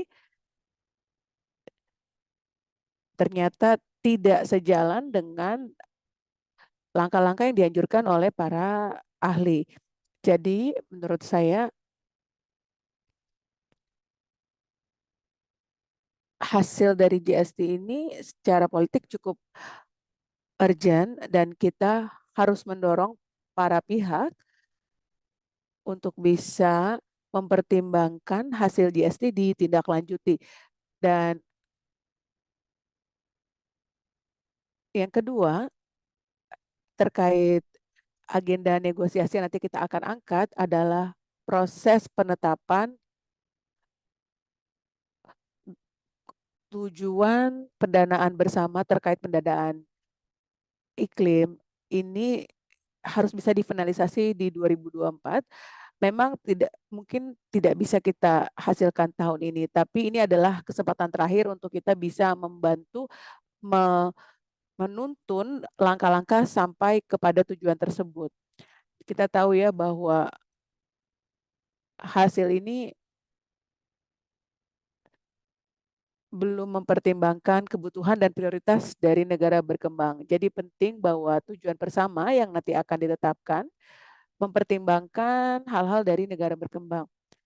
Dan nanti kita akan memiliki 7 dialog teknis terkait proses tujuan bersama dan kita harus memastikan bahwa keputusan yang keluar dari COP28 telah mencakup kesimpulan-kesimpulan yang dihasilkan dari dialog tersebut. Ini adalah sesuatu yang belum bisa kita lakukan di COP 27, tetapi penting untuk bisa kita lakukan di COP 28. Karena akan mustahil untuk kita lihat di akhir tahun ini. Ingat ya, dialog teknis 3 tahun lalu, waktu awalnya diharapkan bahwa prosesnya akan bersifat partisipatif bersama, bukan hanya semacam proses politik. Jadi ini adalah pendekatan yang perlu kita ambil terkait penetapan goal bersama.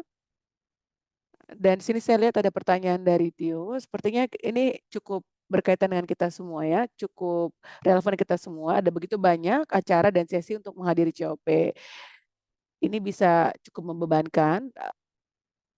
Kira-kira apa yang bisa direkomendasikan kepada para peserta agar waktu mereka akan bermanfaat saat mengikuti event-event tersebut? Betul sekali, terlalu banyak hal yang terjadi secara bersamaan dalam COP atau COP atau COP. Jadi saran saya adalah coba ambil satu fokus saja dan kemudian nanti berkomunikasi dengan rekan-rekan yang memilih topik yang lain. Jadi kalau misalnya Anda mengikuti topik negosiasi, mungkin nanti Anda juga bisa ikuti topik adaptasi. Karena kan dalam COP tahun ini, topik utamanya adalah dalam COP kali ini, topik utamanya adalah adaptasi. Atau misalnya nanti berkaitan juga dengan program pendanaan atau yang berkaitan juga dengan GCF atau GF atau proses pendanaan jangka panjang, atau Anda bisa mengikuti topik terkait global stocktake, NDC, masyarakat adat. Jadi, tetapi untuk mereka yang mengikuti negosiasi, pilih topik satu dan ikuti semuanya karena yang berkaitan, karena nanti akan terlihat Anda mungkin bisa merasakan drama-dramanya. Atau kalau Anda tidak bisa ikut semua, mungkin nanti bisa mengikuti pertemuan masyarakat sipil dan kemudian nanti kami yang ikut dalam negosiasi akan mengupdate atau memberitahukan Anda hasil dari negosiasi tersebut. Seperti yang di Salim, Anda perlu bekerja sama dengan delegasi dari negara Anda. Terkadang mungkin agak sulit bagi kita untuk bisa berbicara dengan pemerintah atau delegasi di dalam negara alih-alih dibandingkan dengan melakukannya saat COP. Kenapa? Karena kan para pewakilan pemerintah akan nanti hadir di sana. Dan kemudian para perwakilan CSO juga hadir di dalam konvensi ini. Jadi tepat jika Anda ingin bisa meng-guide mereka. Jadi Anda bisa ketemu dan kemudian meminta audiensi dengan mereka di pertemuan lainnya, dan nanti setelah itu Anda juga bisa meminta laporan dari mereka setelah setelah COP berakhir. Baik, terima kasih Andres. Terkait pertanyaan berikutnya ini, sebentar, ini sepertinya Pak Salim terputus. Sebelum kita lanjut, sesi berikutnya adalah sesi diskusi panel.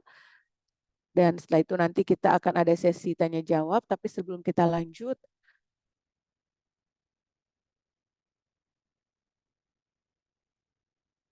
terkait kisah resiliensi, itu sudah kami siapkan dalam bentuk video. Nanti kami akan putarkan. Saya akan minta bantuan Theo untuk mempersiapkan pemutaran video tersebut.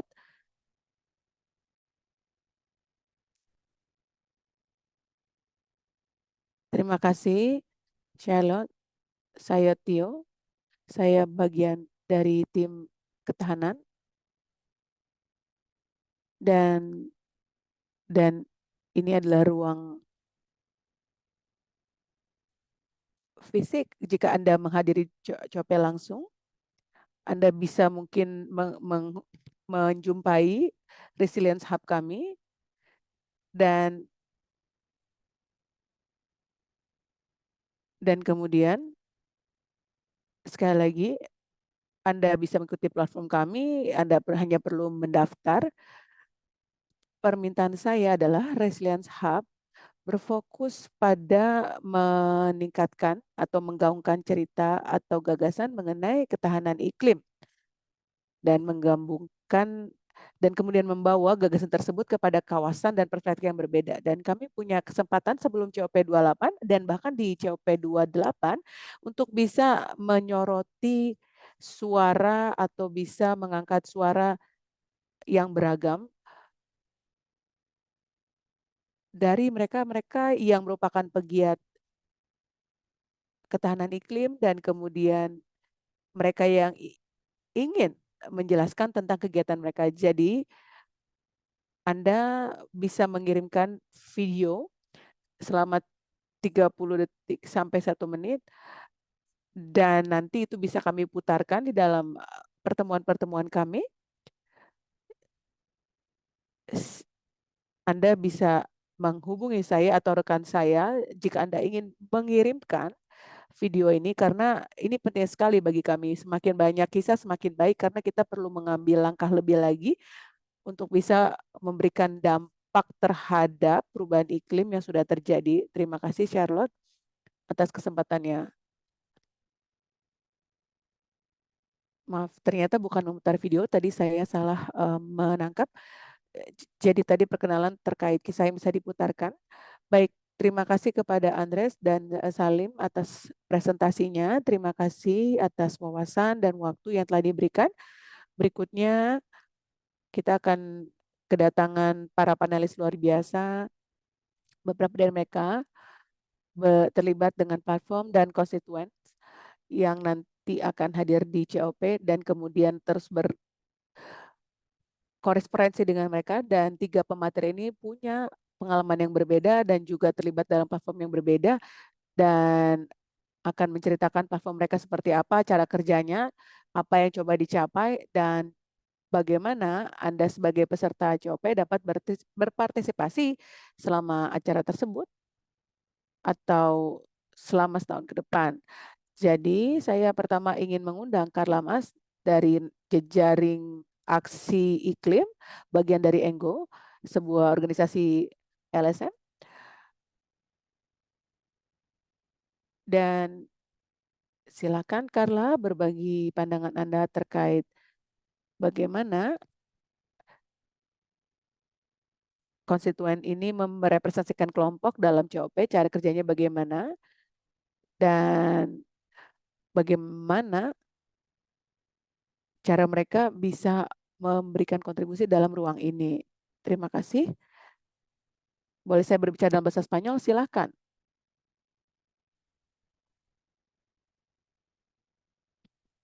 Saya akan membahas dalam bahasa Spanyol, bahasa ibu saya.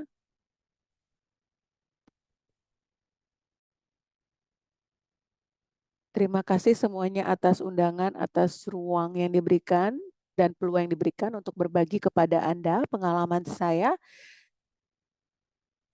dan menjelaskan kepada Anda bagaimana kami menjalankan kegiatan kami. Jadi, kan adalah salah satu pengaman dan kemudian akronimnya adalah INGO, ENGO, ya, yaitu LSM lingkungan. Jadi kami bukan satu-satunya perwakilan atau organisasi yang mewakili LSM lingkungan. Kami juga merupakan ada 2 organisasi yang merupakan focal point dari gerakan yang lebih besar. Ini penting bagi Anda untuk pahami.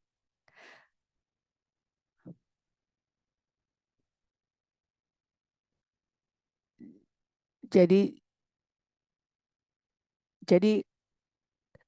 kami adalah kelompok yang mengembangkan pesan-pesan tersebut. Ini adalah kerja internalisasi kami yang tentu mengalami naik turun dalam kerja kami. Saya akan membahas mengenai ruang yang saya pahami dan yang saya wakili hari ini.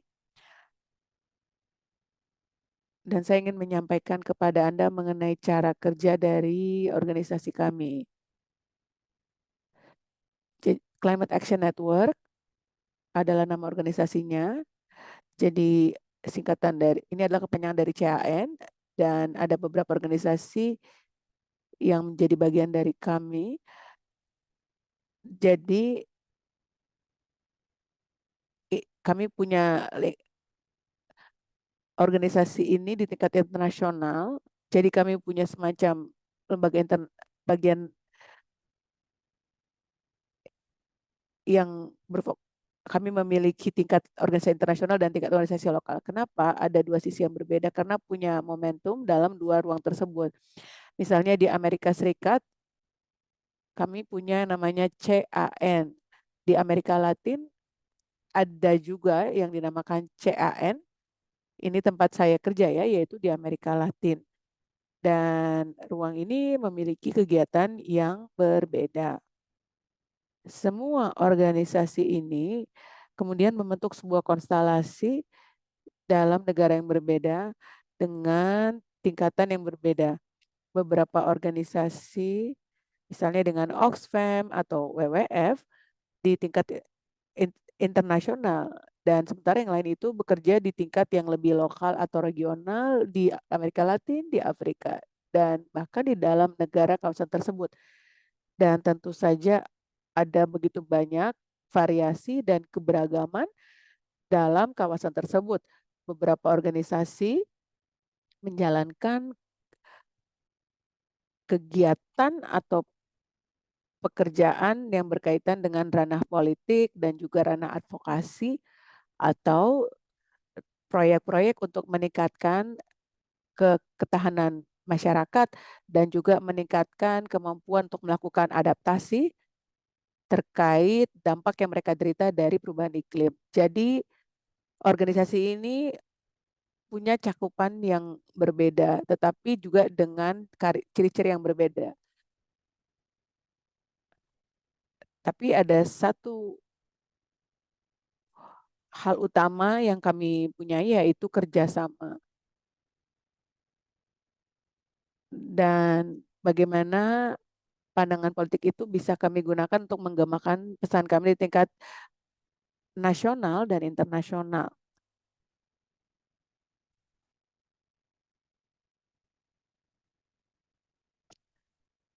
Mohon maaf kalau saya berbicaranya terlalu cepat dan mungkin terlalu banyak. Saya di sini akan menyampaikan pesan utama kami mengapa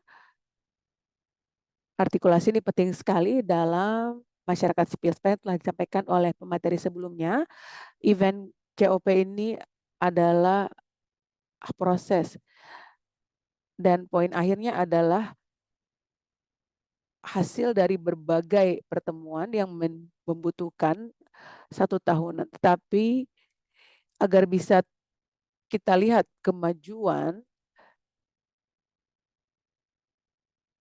tersebut bisa diimplementasikan dalam berbagai negara, maka ruang dari pengambilan keputusan ini sangat-sangat berbeda untuk setiap negara dan juga untuk tingkat internasional.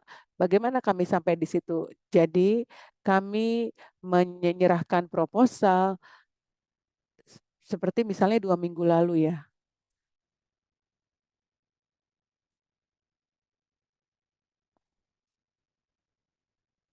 Ada beberapa aksi seperti misalnya membangun kesadaran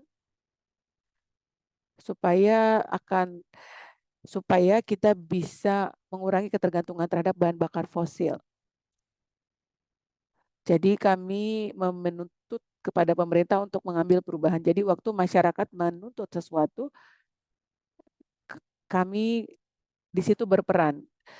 Kami mengambil peran di situ. Kemudian ada lagi kegiatan kami yang berkaitan dengan menghasilkan proposal secara formal. Seperti yang disampaikan oleh Andres, ada beragam tema dalam negosiasi. Dan setiap dari subjek tersebut memiliki keterkaitan dalam negosiasi. Jadi masyarakat sipil tentu saja bisa memberikan umpan balik, dan CAN adalah organisasi yang teragreditasi yang dapat berpartisipasi dalam diskusi roundtable tersebut dan kemudian menyampaikan gagasan yang digunakan yang menyampaikan input-input yang telah datang dari beragam proses-proses diskusi. Dan kami tidak ingin berhenti dalam ruang formal. Kami ingin bisa berjejaring. Kami ingin semua organisasi memiliki hubungan dengan negosiator lokal atau negosiator dalam kelompok yang tinggal di negara tersebut. Karena dalam channel ini, melalui koneksi ini, maka kita bisa kemudian membuat persyaratan, memberikan penawaran, dan kemudian mengumandangkan suara masyarakat. Inilah yang membuat kita bisa sampai ke COP dengan input yang kita dapatkan sebagai masyarakat, sebagai CSO. Jadi kita harus mengambil kesempatan untuk bisa bekerja sama sebelum COP. Jadi setiap organisasi yang tertarik ingin menjadi bagian dari organisasi ini perlu untuk bisa menempati ruang-ruang tersebut. Ruang ini akan terwujud secara alamiah dengan memiliki negosiator di tingkat yang lebih kecil dan kemudian bisa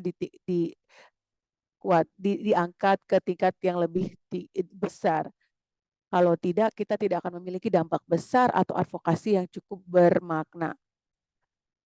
Yang terakhir, saya akan kembali menekankan sesuatu yang tadi telah disampaikan. Kami memiliki keterkaitan dalam organisasi yang bekerja di tingkat lokal, regional, nasional, dan juga internasional. Dan kita perlu memikirkan sisi hulu hilir dari informasi ini. Kita melihat organisasi yang bekerja di tingkat nasional, tetapi mereka mengimplementasikan aksi-aksi di tingkat internasional dan tuntutan dan gagasan mereka berasal dari kelompok mereka. Tapi ada juga kebalikannya, organisasi ya kemudian mengganggu yang merupakan organisasi nasional tapi ingin mengadvokasi isu di tingkat lokal. Jadi kami punya proses dua arah ini yang sangat menarik. Dan interaksi ini akan lebih kuat, terutama saat kami merekognisi betapa pentingnya memberikan pengakuan kepada hasil kerja ini di seluruh tingkat. Itu saja sharing dari saya. Terima kasih. Terima kasih, Carla. Ini sebenarnya cukup sejalannya dengan input dari Salim. Saya suka sekali dengan kerja Anda, kerja advokasi Anda dan bagaimana berjejaring di seluruh tingkatan. Berikutnya saya akan memberikan kesempatan kepada pemateri berikutnya dan kepada rekan-rekan peserta, jangan khawatir nanti di sesi setelah, jadi setelah sesi panelis membagikan pesan, mereka akan ada sesi tanya jawab untuk Anda semua. Untuk Carla, apakah ada saran kepada mereka yang mungkin nanti ingin bisa berjejaring dengan CAN saat menghadiri COP?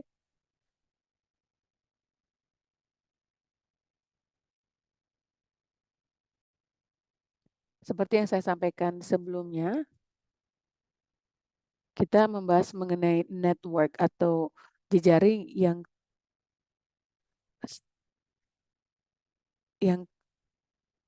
berkaitan sepanjang tahun.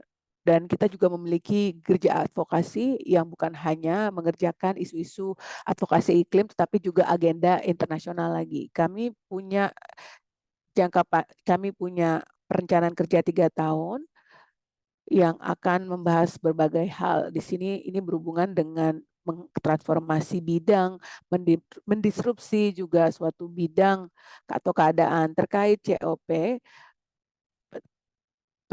Penting untuk kita kerangkakan persiapan ini sebagai proses di setiap tingkatan dan akan lebih mudah kalau misalnya kita bekerja sama dengan pusat di tingkat nasional atau internasional, tapi dengan cara ini kita akan memiliki kita bisa lebih berdampak saat kita bekerja sama dengan mereka-mereka yang akan melakukan kerja negosiasi. Tapi saya punya gagasan lain terkait bagaimana kita bisa mempersiapkan kepesertaan kita, mempersiapkan apa yang akan nanti kita sampaikan di COP. Jadi kalau Anda bukan merupakan bagian dari jaringan internasional, ini saya memiliki saran untuk Anda. Tergantung dari lokasi Anda, Anda harusnya bergabung dengan pusat yang bekerja untuk menangani isu-isu aksi iklim. Misalnya di Latin Amerika itu Center of Action Climate Action Network, atau mungkin nanti Anda melakukan pertemuan. Ini seperti pertemuan kita ya, di pertemuan misalnya katakanlah pertemuan jam 3 di tengah minggu, di situ Anda mendengarkan pemberitahuan baru secara makro mengenai hal yang akan terjadi. Jadi dalam pertemuan ini akan ada agenda tertentu atau mungkin Anda melakukan pertemuan setiap hari atau terserah mau hari apa. Jadi kalau Anda ikut pertemuan-pertemuan ini, Anda akan kenali mereka-mereka yang akan terlibat dalam agenda ini, dan kemudian Anda bisa terus um, mengetahui kabar-kabar terbaru atau berita-berita terkait upaya-upaya ini tingkat makro. Dan kami juga punya kelompok-kelompok yang akan bekerja sama selama setahun, dan mereka akan bertemu setiap hari untuk merencanakan aksi-aksi atau untuk menggemakan agenda mereka di COP. Atau kalau memang Anda tertarik untuk bisa mempelajari tentang hal negosiasi ini, Anda mungkin bisa menghubungi kelompok-kelompok ini dan coba ikuti pertemuan mereka. Dari situ Anda akan nanti memahami bagaimana cara bernegosiasi dengan lebih baik.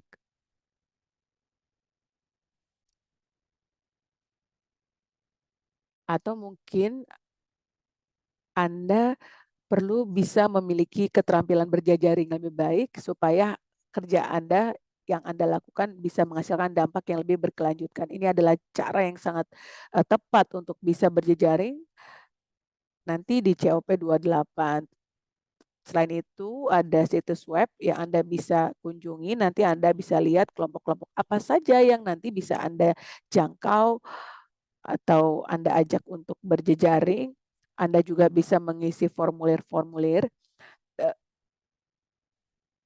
yang diterbitkan oleh kelompok-kelompok ini. Mungkin mereka juga bagian dari kelompok atau mungkin memegang jabatan keketuaan terkait isu ini dengan kelompok lain. Terima kasih Carla, sebuah informasi yang praktis bagi mereka yang mempersiapkan kehadiran mereka di COP atau yang akan sudah pasti hadir di COP. Berikutnya, kita akan mendengarkan presentasi dari Faith Limunya yang merupakan pemimpin dari Aksi Iklim dan Keadilan Ekonomi dari Akina Mamawa Afrika, Economic Justice and Climate Action Lead. Silahkan, Faith.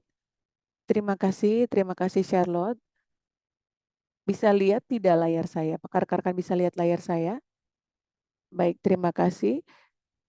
Kalau begitu, saya akan mematikan video saya agar sinyal saya lebih kuat. Di sini saya menyampaikan pesan dari Takala. Ini adalah tempat dari konstitusi organisasi kami, perempuan yang kami tangani, yang cukup mirip ya, cukup sejalan dengan angle dari organisasi kami. Salah satu yang saya tangkap dari CAN adalah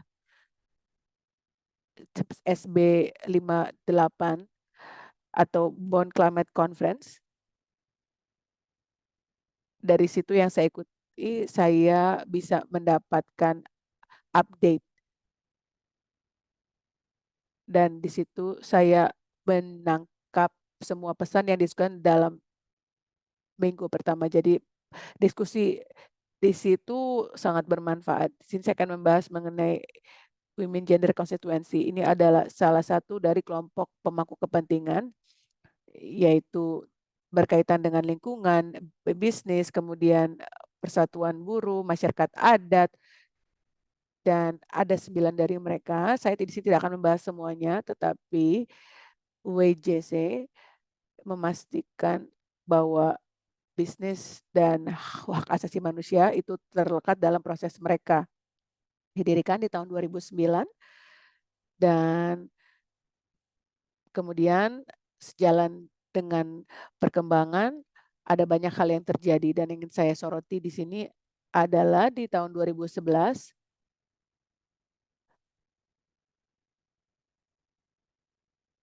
kami memiliki 32 anggota dan bahkan ada sekarang sudah ke-47 dari mereka. Jadi kami meningkatkan partisipasi dari beragam kelompok, yaitu perempuan,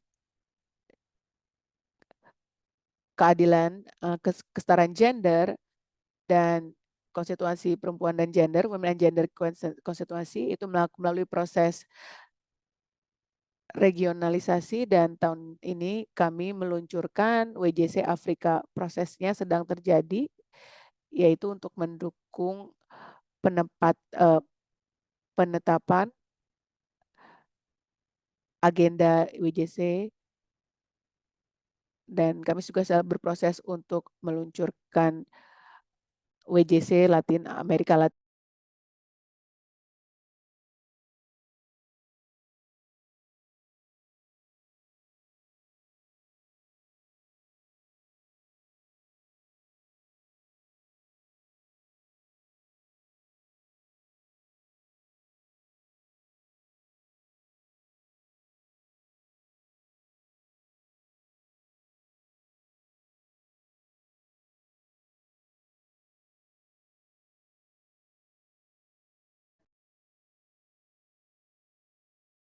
Jadi kita ingin pastikan bahwa tujuan-tujuan ini bisa dicapai melalui proses-proses yang berjalan di UNFCCC. Selain itu, kita ingin memastikan bahwa ada proses harmonisasi atau penyelarasan. Memang ada kalanya kita mengembangkan beragam posisi dan bidang tematik. Ada organisasi yang berbeda yang kemudian akan menyampaikan pernyataan posisi yang berbeda dalam isu-isu spesifik. Nah, karena pernyataan posisi ini harus disampaikan melalui uh, ruang Women and Gender Constituency, kita kemudian membangun sikap bersama, lalu itu diserahkan. Salah satu hal lain yang dilakukan oleh konstituensi ini adalah untuk memfasilitasi dan terus melibatkan yang kami sebut sebagai kaukus harian, kaukus perempuan dan gender. Jadi ada pertemuan yang dilakukan tiap bulan Juni ya, pertemuan yang juga adalah atau ada pertemuan kaukus harian yang jadi sepanjang COP, kami juga memberikan update atas beberapa tahapan dan dalam perundingannya. Jadi baik Anda berfokus pada pendanaan iklim, tapi ingin mengetahui apa sih yang didiskusikan di bidang adaptasi atau pertanian atau mitigasi, itu Anda bisa lakukan dan Anda bisa peroleh informasi, update atau informasi terkini. Hal lain yang juga sangat penting dan sudah dinilai sangat berharga dalam meningkatkan posisi kami adalah kemampuan untuk kami bermitra dengan aliansi lain. Sekarang sudah ada obrolan dengan komite transisional tentang perihal dana loss and damage. Nah, salah satu hal yang dinilai sangat berharga adalah kemungkinan untuk bekerja sama, membangun sebuah sikap bersama, posisi bersama. Jadi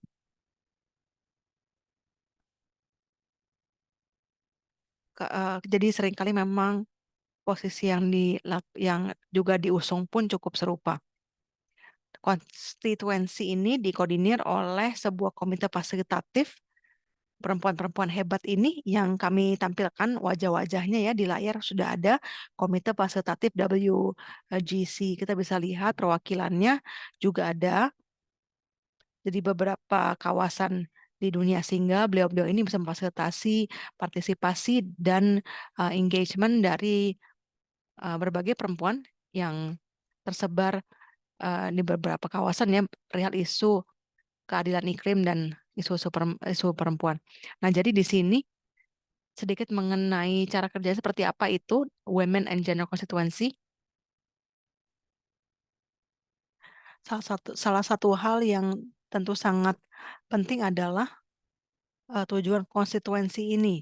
Tujuannya adalah untuk tadi ya, memfasilitasi partisipasi yang nyata, partisipasi yang bisa bermanfaat ya dalam proses yang partisipatif. Maka salah satu cara yang difungsikan oleh konstituensi ini adalah bisa kami melakukan call dengan tim sekretariat untuk kemudian em, memberikan informasi atau berusaha memberikan pengaruh dalam penyusunan legenda. Selain itu juga koordinasi, partisipasi, keikutsertaan dari perwakilan WGC di pertemuan boards and bodies. Biasanya juga ada pertemuan satu-satu ya, atau one-on-one dengan chair, dan juga dengan presidensi atau negara yang mengemban presidensi COP. Kemudian seperti di COP27 lalu, kami pun melakukan pertemuan dengan Presiden COP dari Mesir ya tahun lalu, kami bisa menyampaikan uh, sikap negara-negara Afrika. Selain itu, kami pun mengkoordinasikan konstitusi lain. Tadi kami sempat sampaikan betapa kami pun memiliki peran koordinasi ya untuk juga mengkoordinir pernyataan posisi atau sikap yang kadang berbeda atau menggabungkan yang serupa. Jadi jika ada beberapa isu tematik yang kami sudah identifikasi, working group atau kelompok kerja akan bertemu, ada kelompok kerja juga di dalam kerangka konstituensi ini bisa bekerja sama untuk menyusun posisi perihal pertanian misalnya, atau mengenai pendanaan iklim, atau isu yang yang banyak marak misalnya seperti sekarang ini yang marak adalah loss and damage dan bidang tematik lain. Selain itu, biasanya juga ada pertemuan secara bulanan dengan Presiden COP. Jadi pertemuan bulanan WGC, pertemuan bulanan konstituensi ini akan menginformasikan bentuk kelibatan apa yang sudah dilakukan dengan Presiden COP. Tapi tidak hanya itu, juga ada pertukaran informasi yang terus-menerus terjadi atas hal-hal yang tengah didiskusikan, termasuk juga informasi logistis yang kami sebarluaskan agar anggota-anggota juga bisa terus terlibat.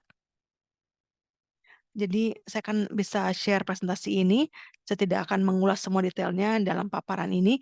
Saya menyoroti saja bahwa selain dari kegiatan engagement yang kami terus dorong dan promosikan, kadang juga terjadi unjuk rasa apabila ada isu secara khusus yang dirundingkan dan misalnya ternyata mengambil arah yang berlainan dari yang kita harapkan, biasanya akan ada unjuk rasa yang dilaksanakan biasanya di pagi hari untuk menargetkan kepada para perunding, tapi juga memberikan informasi perihal topik yang akan didiskusikan. Mungkin singkat saja di sini cara Anda untuk bergabung ya. Nanti saya bisa share juga salinan presentasi ini, ada linknya. Anda bisa klik saja website kami, Women and Gender Constituency. Akan ada informasi yang termuat di sana. Sekali lagi, konstituensi ini, WGC, adalah pada intinya adalah sebuah organisasi yang ingin mendorong dan memajukan isu-isu tentang hak perempuan, feminisme, dan keadilan gender, serta keadilan iklim. Kami ingin menjadi status observer di COP, dan kami juga ada sebuah organisasi yang ingin terbuka untuk partisipasi COP. Jadi kalau organisasi Anda belum terakreditasi, bisa melalui bentuk lain, bisa melalui Women Caucus. Saya tahu bahwa Charles sudah menyalakan video kameranya, berarti saya sudah kehabisan waktu. Baik, saya cukupkan dulu saja. Terima kasih. Informasi nanti bisa saya berikan nanti ya melalui salinan presentasi ini.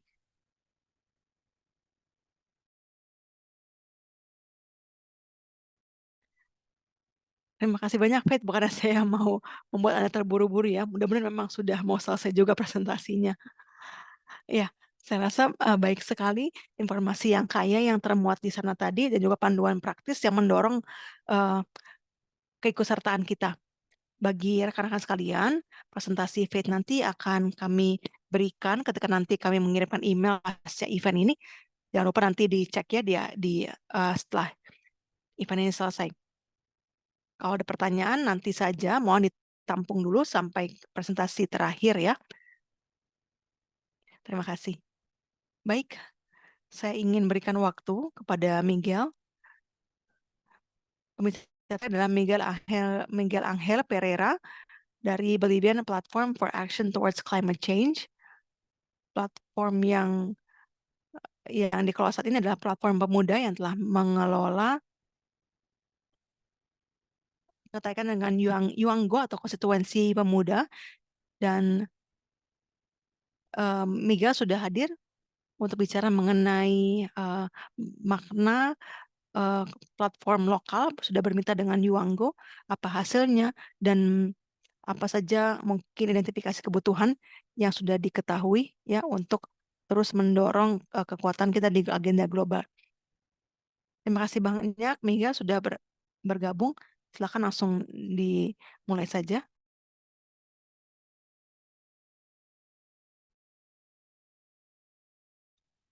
Baik, terima kasih banyak atas undangannya untuk saya bicara di sini dan untuk memberikan presentasi. Saya cuma terima kasih lagi kepada Anda sekalian.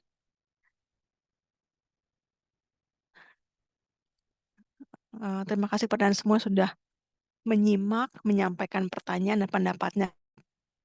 Betul seperti Charlotte sampaikan, saya bicara mengenai Youth Climate Activity, gerakan aktivisme yang kami lakukan di platform asal Bolivia, yang kami galakan di tengah perubahan iklim. Ini adalah upaya bersama dengan sejumlah organisasi non-pemerintahan lain di Bolivia dan juga beberapa badan di bawah PBB. Kalau saya ada pertanyaan untuk Anda semua, menurut Anda mengapa kita perlu bertindak sekarang juga? Nah, tadi semua panelis sebelum saya sudah bicara tentang struktur perundingan. Telah dijelaskan juga kegiatan-kegiatan lain yang terjadi di beberapa negara ya. Kita bisa jawab pertanyaan ini dengan gambar ini loh. Kita tengah melalui kondisi yang mana saat ini sedang dalam keadaan terbakar ya. Setidaknya di Amerika Latin kita sedang melalui musim kering, musim panas yang menurut kami seperti layaknya dunia sedang terbakar. Nah, mengapa perlu untuk mengambil tindakan?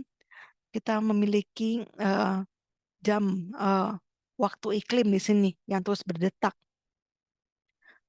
dan kita tahu waktu ini sudah terus berdetak, dan berkat upaya-upaya banyak organisasi, waktu ini menunjukkan waktu yang kita miliki, waktu-waktu yang tersisa untuk kita mencapai titik lebih dari dua derajat yang adalah point of no return. Nah, kita akan mencapai titik itu dalam waktu 5 tahun.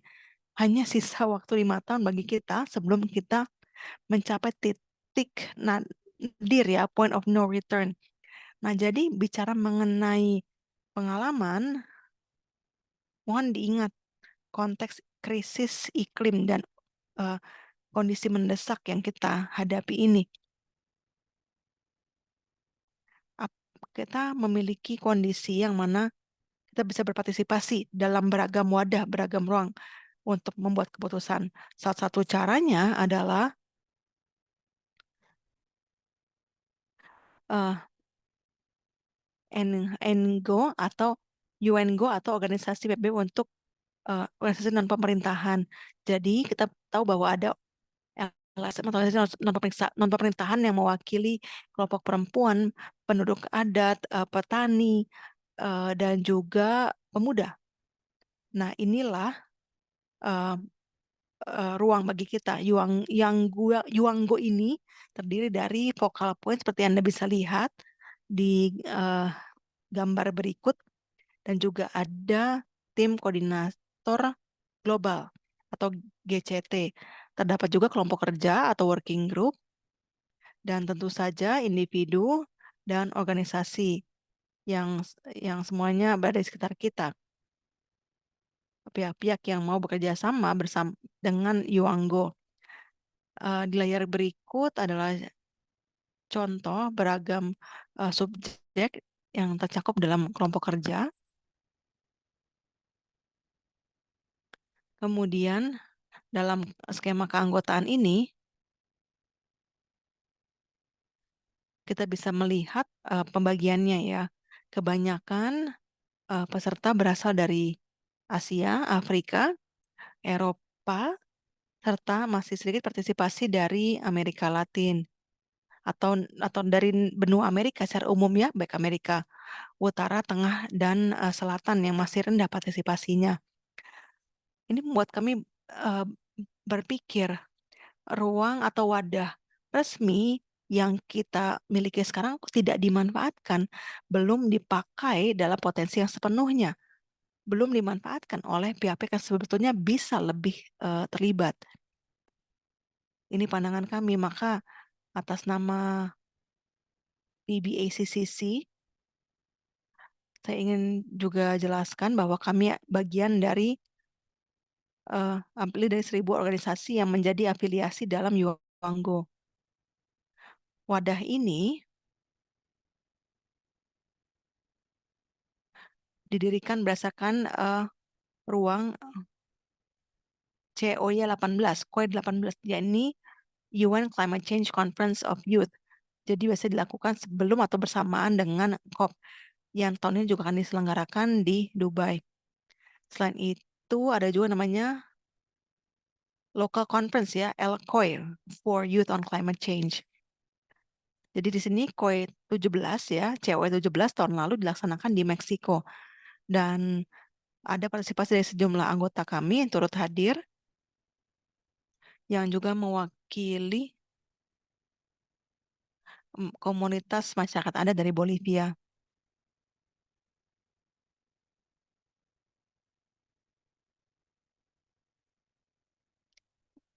Di atas dari COY dan LCOY ada juga RCOY, RCOY ya, yang adalah konferensi regional perihal pemuda dalam perubahan iklim. Dan di sini terakhir di Costa Rica banyak sekali pemuda di Amerika Latin yang ikut berpartisipasi, sehingga kami pun bisa merancang aksi dalam agenda untuk tindakan bersama dengan usulan atau proposal lebih dari 300 pemuda yang juga hadir secara tatap muka kehadirannya, dan sudah ada 8 perwakilan dari Bolivia. Beberapa di antaranya adalah dari uh, masyarakat adat. Yuanggo ini juga menyelenggarakan pertemuan LCOY, konferensi yang lebih bersifat lokal. Di Bolivia sendiri, kami sudah melaksanakan 4 kali kegiatan LCOY, dan tahun lalu kami menyelenggarakan LCOY yang ketiga.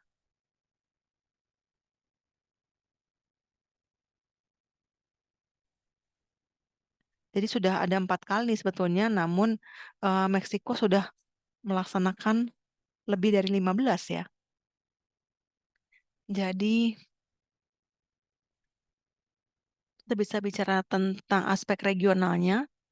Lebih dari 1.000 peserta telah mendaftarkan diri dan proaktif dalam konferensi itu, bisa melakukan pertemuan di Cochabamba, yang mana 150 pemuda dari kawasan perkotaan, pedesaan, serta komunitas keturunan Afro dan penduduk adat juga terlibat. Jadi event yang dinilai sangat inklusif. Organisasi yang ingin menjadi terakreditasi harus membuktikan adanya pengalamannya dan bentuk komitmen yang kuat. Saya juga ingin menyampaikan dan sekali lagi saya ingin tegaskan pentingnya ada keberagaman dan sebanyak mungkin keterwakilan organisasi. Kami pun akan nanti di lapas akan melakukan LKOI yang keempat di Bolivia karena kami meraih hasil yang sangat baik tahun sebelumnya. Jadi Yuanggo menantang kami untuk mengapa tidak lebih dalam capaian ambisi tahun ini. Jadi disampaikan bahwa alangkah baiknya jika kita bisa menambah peserta pemuda yang berpartisipasi dan lebih banyak keterwakilan dari kawasan pedesaan, warga keturunan Afro dan juga penduduk adatnya. Nah, jadi menurut Yuanggo sangatlah penting untuk juga melibatkan subjek yang dinilai signifikan di dalam negeri sekaligus relevan di luar negeri. Nah, event ini sangatlah besar dan diselenggarakan oleh pemuda juga, namun kami tetap perlu sumber pendanaan. Jadi kami menghadapi sejumlah tantangan, itu tentu saja ada ya, sebab kami tidak punya akses pada sumber dana. Jadi itu sebabnya kami juga bermitra dengan Avina dan FDF dan platform Bolivia lain. Jadi platform serupa dengan kami dan organisasi lain yang juga sangat mendukung kami baik secara teknis maupun secara finansial. Sebab konferensi pemuda ini bisa terwujud. Saya ada pertanyaan lain. Bagaimana cara pemuda berpartisipasi dalam COP? Kita tahu bahwa menuju ke sana juga mahal dan eventnya sendiri pun tidak inklusif ya, mungkin karena kendala bahasa, karena eh, budaya. Kita pun bertanya-tanya, bagaimana kita bisa menuju ke sana sampai betul-betul berpartisipasi. Kita sudah berpartisipasi dalam event Elkoy yang adalah event paralel. Nah, saya ingin sampaikan dua jalur nih. Kita bisa berpartisipasi sebagai tim perunding delegasi negara dan perunding atau sebagai observer, sebagai pengamat ya. Bagi kami di Bolivia, opsi pertama lebih sulit ya karena alasan politik. Jadi bagi kami lebih mudah untuk ikut hadir sebagai observer, observer yang mewakili LSM. Tahun lalu ada dua perwakilan dari platform kami yang ikut ke Mesir untuk menghadiri COP27 dengan dukungan dari organisasi yang kami sudah dapat dukungan dari UNICEF juga, sehingga kami bisa mengikuti pertemuan working group di kelompok kerja pemuda dan bisa kami mengakses ke pertemuan roundtable dalam topik spesifik perubahan iklim. Saya ikut hadir di COP26 di Glasgow sebagai observer juga. Kami bisa mengakses ruang networking dengan pemuda lain. Di sana kami bertemu dengan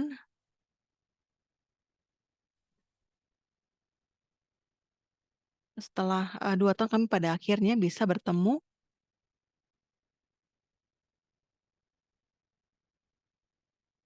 Kami baru menerima undangan untuk mendaftar ke Kenla dan kami juga sangat senang menerima undangan tersebut sebab sangat penting menjadi bagian dari sebuah koalisi untuk menguatkan posisi kita sebagai perwakilan negara Amerika Latin. Anda semua juga diundang untuk hadir sebagai observer. Saya eh, saya bekerja bersama dengan LSM yang memperjuangkan hak-hak komunitas adat dan saya pun bisa memilih eh, pertemuan roundtable yang membahas topik tersebut secara lebih spesifik. Jadi apa yang dilakukan oleh masyarakat adat untuk menanggulangi dampak perubahan iklim dan sebagainya. kami pun bisa berjejaring dengan organisasi lain untuk mendiskusikan kegiatan elko yang dilakukan selaras dengan COP. Sebagai aktivis kita perlu selalu hadir mengikuti kegiatan aktivisme yang ada. Sebab yang mengantar saya ke titik inilah peran saya sebagai aktivis. Kita perlu ikut dalam setiap kegiatan unjuk rasa, di setiap event, di kegiatan yang mana kebijakan dibahas, dan kita bisa menunjukkan kepada pemuda lain yang mungkin belum sebegitu terlibatnya, belum terlalu eh, belum terlalu masuk ke upaya perjuangan secara mendalam, maka bisa membahas tentang, bisa menjadi tahu tentang isu carbon footprint dan isu lingkungan hidup lainnya, agar bersama-sama kita bisa menciptakan tekanan-tekanan kepada pemerintah atau lembaga berwenang.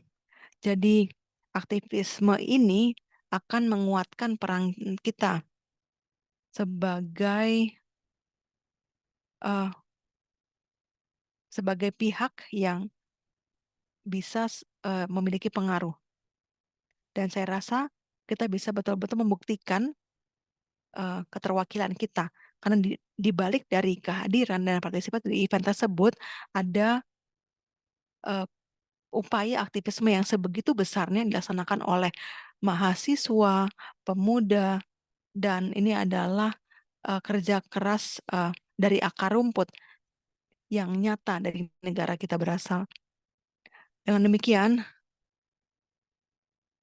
saya rasa perlu sekali kita ikut ke COP dan menunjukkan upaya aktivisme kita. Jadi kita pun harus aktif secara lokal dan nasional di regional. Sudah aktif dulu di kegiatan workshop dan unjuk rasa dan kegiatan kegiatan serupa. Terakhir, nanti menuju tahun 2023 kita bisa melihat transformasi tercepat yang akan disaksikan oleh eh, manu- manusia secara dalam sejarahnya. Ini misi kita. Kita menuju eh, kita harus sadar akan countdown ini. Terima kasih sudah mendengarkan. Terima kasih atas undangan untuk saya bicara di sini.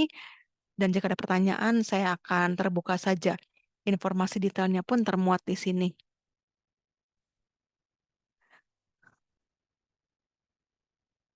Terima kasih kepada semua rekan-rekan peserta. Mung- Ya, kalaupun bukan di COP ini, semoga di event paralel lain atau kegiatan serupa, kita bisa eh, melakukan engagement bersama. Terima kasih.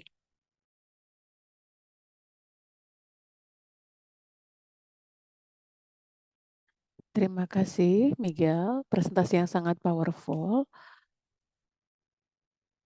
Dan saya tadi senang mendengar cara kerja Akoi dan bagaimana ini bisa menghubungkan dengan ribuan anak muda terkait waktu yang kita punya ini hampir habis.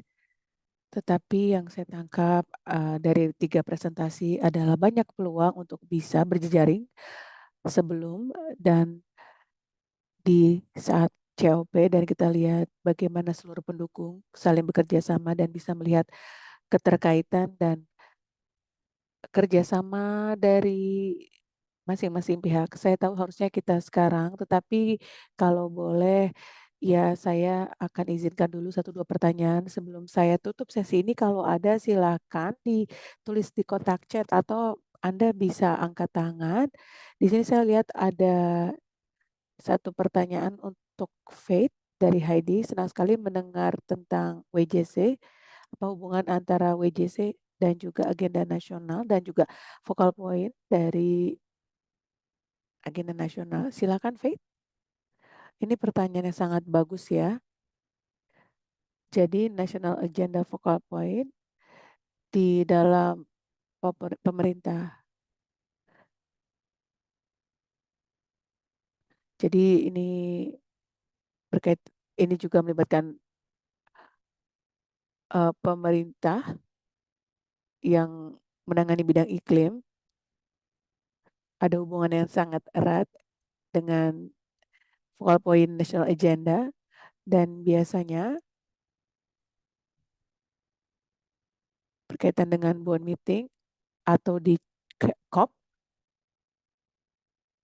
biasanya diadakan konsultasi dengan focal point ini. Bahkan berkaitan dengan diskusi terkait inventarisasi global atau global stocktake, akan ada banyak engagement untuk melihat bagaimana berbagai negara bisa mewujudkan agenda-agenda tersebut dalam konteks program 5 Terima kasih, semoga pertanyaannya terjawab. Terima kasih, Faith. Apakah ada satu pertanyaan lagi? Jika tidak ada,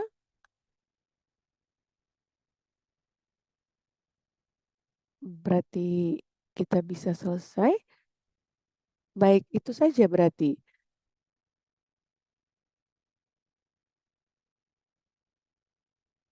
Dan dalam kesempatan ini saya meminta agar para pemateri berkenan untuk memberikan presentasinya kepada kami. Dan di sini saya juga lihat ada begitu banyak peserta, artinya topik ini sangat berharga bagi banyak kita. Dan tentu salah satu bagian dari agenda kami adalah mendukung mitra lokal untuk memahami dan bagaimana nanti berkegiatan atau beraktivitas di COP. Dan ini adalah peluang untuk nanti kita bisa mempersiapkan kepesertaan kita dan bisa memanfaatkan kehadiran kita di dalam ruang tersebut. Terima kasih kepada 3 pemateri yang telah bergabung dan juga kepada Andres dan Salim yang tadi telah menjadi pemateri di awal sesi. Dan tentu saja acara ini bisa terselenggara atas masukan dan juga dukungan dari Impulse South, dari Resilient Hub, dan juga dari organisasi yang lain. Terima kasih kepada seluruh juru bahasa yang telah bekerja keras. Dan itu saja dari kami. Terima kasih. Dan semoga Anda nanti bisa bertemu secara langsung dengan satu sama lain, misalnya di COP atau di acara lainnya. Apakah kita bisa mengambil foto bersama? Bisa. Saya minta Lisa untuk membantu mengambil foto kita semua ya. Terima kasih banyak semuanya. Sampai jumpa. Bye.